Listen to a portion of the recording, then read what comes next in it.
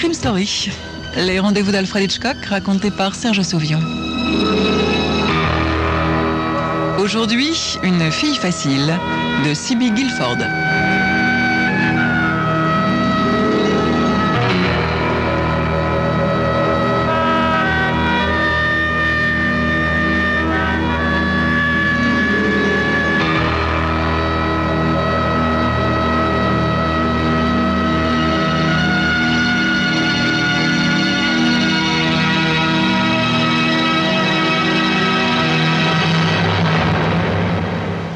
Alvina Stamps n'est certainement pas la première chose que vous remarqueriez s'il vous arrivait de boire un verre chez Rudy, du côté des docks.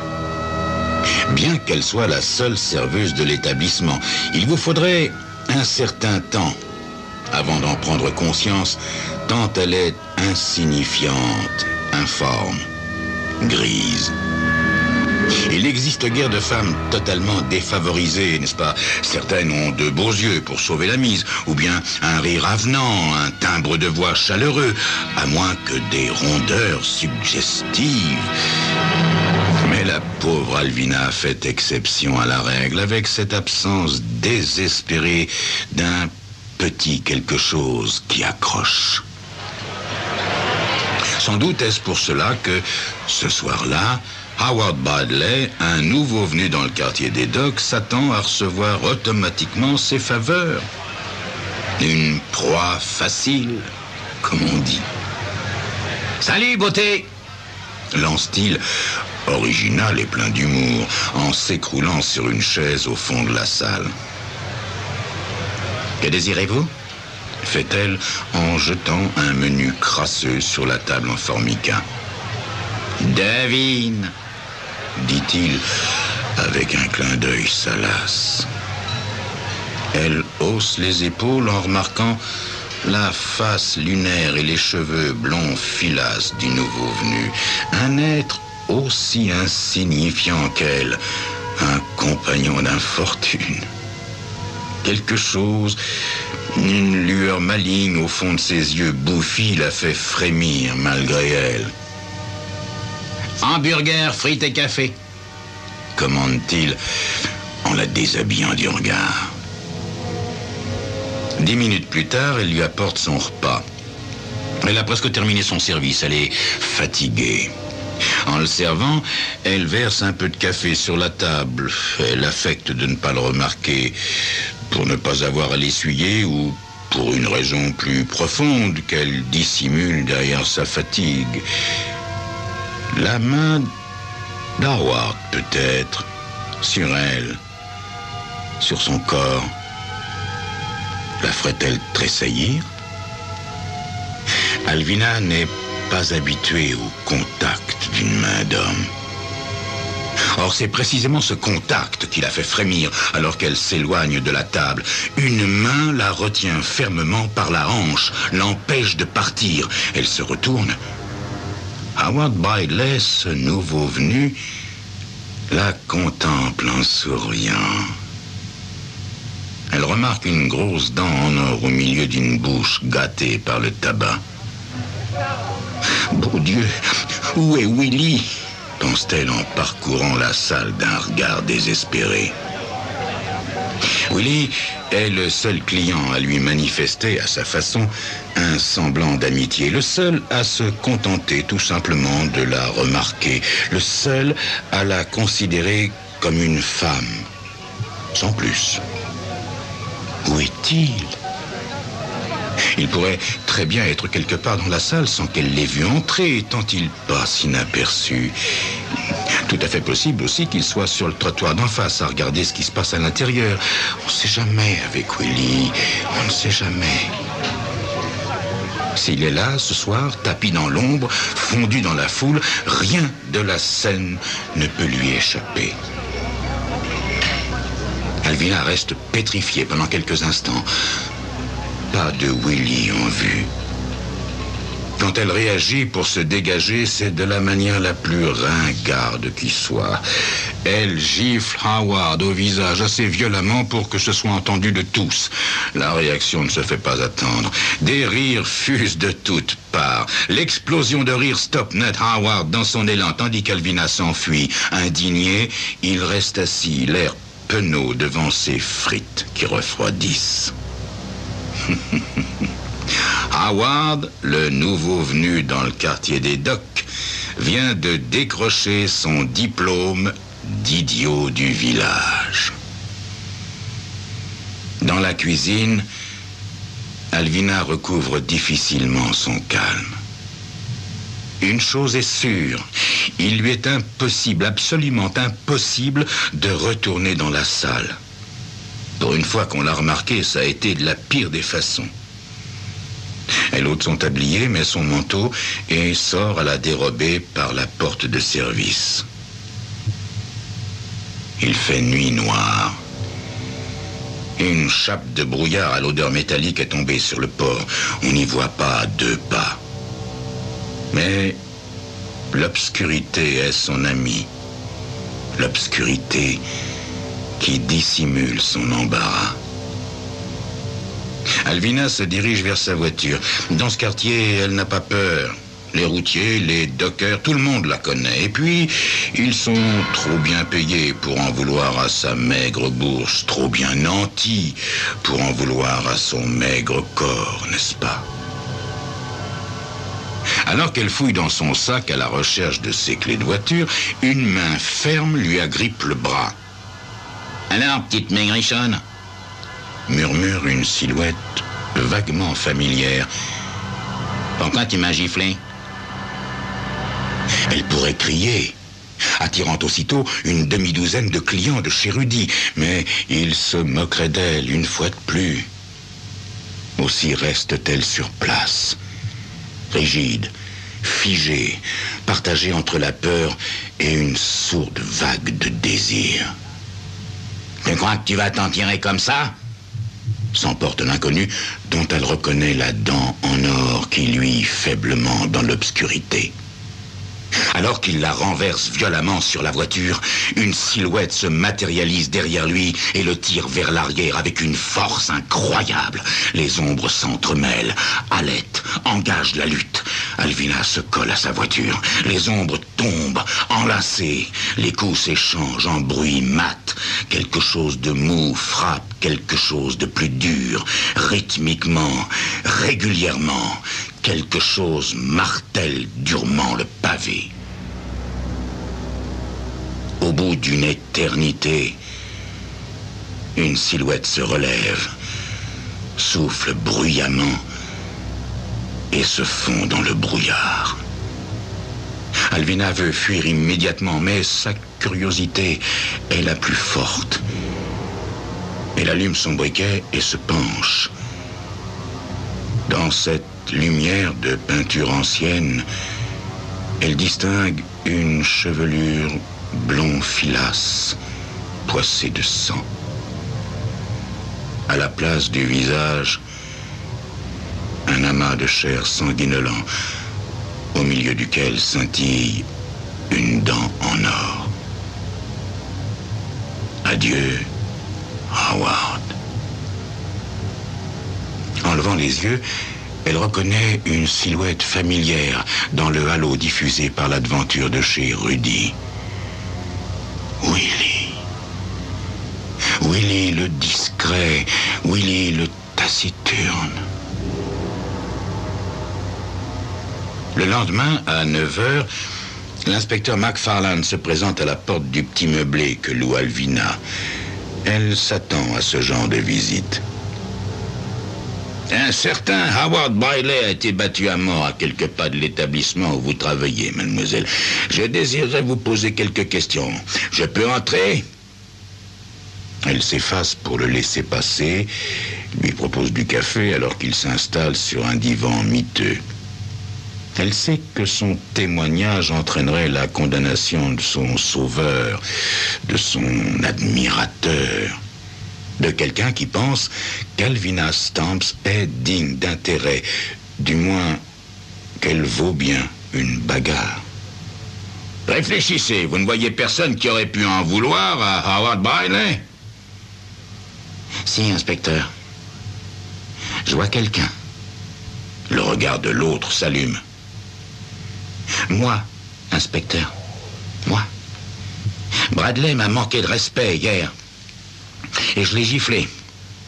Mais je pense pas que ce soit ça qui ait mis fin à ses jours.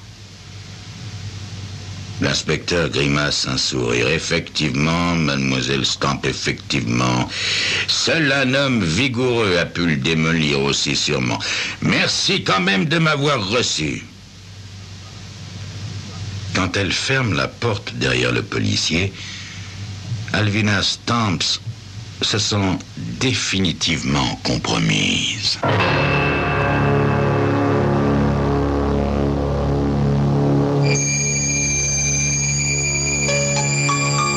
Howard Bradley a été battu à mort pour avoir manqué de respect à Alvina, la petite serveuse insignifiante.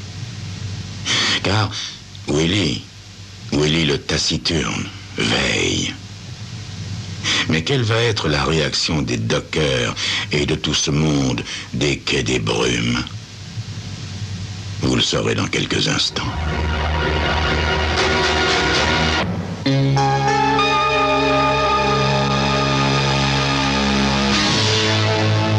Le lendemain du meurtre, quand elle reprend son service, tout le monde la considère d'un œil nouveau. Chacun sait que si Howard avait gardé ses mains en poche, il serait toujours en vie.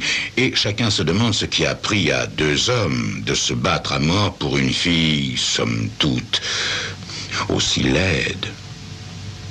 Rudy, le patron, se montre particulièrement curieux, car, après tout, il s'agit de son troquet. Entre nous, Alvina, qu'est-ce qui s'est réellement passé, hein?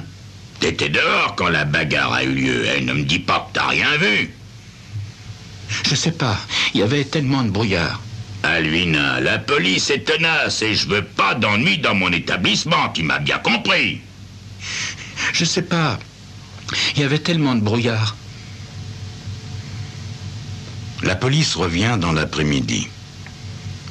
L'inspecteur McFarlane n'arrive pas à croire qu'un homme soit battu à mort à 2 pas d'ici, sans indice, sans témoin. De nouveau, il questionne Alvina, Rudy et les clients. Alors qu'Alvina prépare la énième tasse de café pour la police, son sang se glace. La silhouette qu'elle a vue disparaître dans le brouillard après avoir réglé son compte à Howard entre chez Rudy. Willie le taciturne, Willie le flegmatique, qui s'installe au bar en face d'elle et commande un verre de lait. McFarlane l'interpelle aussitôt. Alvina craint un instant qu'il ne prenne peur et s'enfuit. Mais non. Il demeure imperturbable, contemplant McFarlane d'un regard sans expression particulière avant de s'installer en face de lui. Alvina manœuvre pour surprendre des bribes d'interrogatoire. Vous savez qu'un homme a été tué la nuit dernière? Willie acquiesce. Vous savez quelque chose? Connaissez-vous un certain Howard Bradley? Willie secoue négativement la tête, l'air de celui qui ne comprend rien à rien. L'interrogatoire tourne vite court. D'évidence, McFarlane considère davantage Willie comme un demeuré que comme un coupable éventuel. Aussi, Willie retourne-t-il rapidement terminer son verre de lait au bar en face d'Alvina. Elle ne parvient pas à le quitter du regard. Le visage rond, le front bas, le nez écrasé. Elle se souvient qu'elle a entendu dire que si une benne s'effondrait sur lui, il ne bougerait pas tant il est fort. Tuer un homme pour la protéger, c'est tout ce qu'il a fait, n'est-ce pas? Aussi tenace soit-elle, la police finit par abandonner ses visites au bout de quelques jours, d'autres affaires l'appelant. La police ne chôme pas dans le quartier des docks.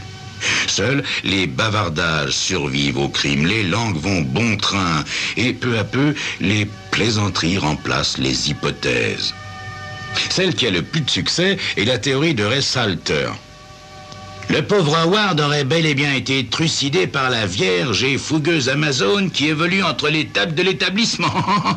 Aussi est-il dorénavant recommandé de gratifier les services d'Alvina d'un pourboire royal. Joignant le geste à la parole, il ne manque pas de simuler la frayeur dès qu'elle vient à sa table ou le croise au bar. « Pardonnez-moi, Alvina, je vous ai frôlé par mégarde. Alvina, je vous ai pas vu venir. Je vous en prie, Alvina, ne me frappez pas. » Au début, elle est plutôt contente d'attirer l'attention générale et sourit modestement. L'ennui, c'est que jour après jour, ce cher Salters n'en rate aucune. Et c'est qu'il n'est pas sans imagination, le bougre. À tel point que leur duo devient le clou de chaque soirée, à tel point que son travail chez Rudy se transforme peu à peu en cauchemar. Et Willie, que fait-il pendant ce temps-là? Elle a l'impression qu'il ne vient plus aussi souvent. Ça n'était qu'une impression. Il est si discret, Willie. Un soir, arrive ce qui doit arriver. Dans son enthousiasme à la ridiculiser, Ray Salters entre en collision avec Alvina, faisant voler une demi-douzaine d'assiettes. Profitant de son désarroi, il enlace la serveuse bouleversée et la serre dans ses bras. « Alvina, je t'aime !» singe ce triste Roméo. « Tue-moi si tu veux, je mourrai heureux !» Et il essaie de l'embrasser. Elle se débat comme une tigresse, tente de le repousser des deux mains, en vain. Alors, folle de rage, elle enfonce ses ongles dans les joues de l'homme et le marque de sillon sanglant. Le cabot lâche prise et pousse un cri. « Vous voyez que j'ai raison, c'est une chienne enragée !» Dédaignant la casse et les rires de la salle, Alvina court se réfugier dans la cuisine. Au bout d'un moment, Rudy la rejoint. « Calme-toi, petite, je l'ai mis dehors. » Elle se mouche et fond en sanglots contre la poitrine de son patron. « Allez, allez, c'est tout, Alvina, c'est tout. Va au bar, montre que t'es la plus forte. » Willie est au bar, les bras croisés, le regard perdu. « Oh, Willie, Willie, comme je suis heureuse de te voir. Ce salaud de Salters m'a ridiculisé devant tout le monde. » « Je sais, Alvina, » fait-il en haussant les épaules. « Serre-moi donc un verre de lait. » L'attitude indifférente de Willie la glace. La laisserait-il tomber? Elle lui sert son verre de lait, les yeux au bord des larmes. Ce n'est que le lendemain, en voyant l'inspecteur McFarlane, qu'elle sait qu'il n'en a rien été. Son cœur bondit de joie quand McFarlane, sinistre, s'approche d'elle pour l'interroger sur le meurtre de Ray Salters, battu à mort, lui aussi. L'affaire reste longtemps d'actualité. McFarlane ne croit pas aux simples coïncidences. Il cherche patiemment à comprendre pourquoi les deux seuls hommes qui aient jamais ennuyé Alvina disparaissent sauvagement. Pendant des mois, il vient la questionner régulièrement, en vain. Alvina est heureuse. Alvina est forte. Alvina n'est pas seule. Il n'y a pas que la police qui soit impressionnée par ce double règlement de compte. Rudy et les clients aussi, à tel point que, dans les brumes des docks, certains finissent par la prendre pour une jeteuse de sorts, ce qui ne fait qu'accroître pourboire et bon procédé à son endroit.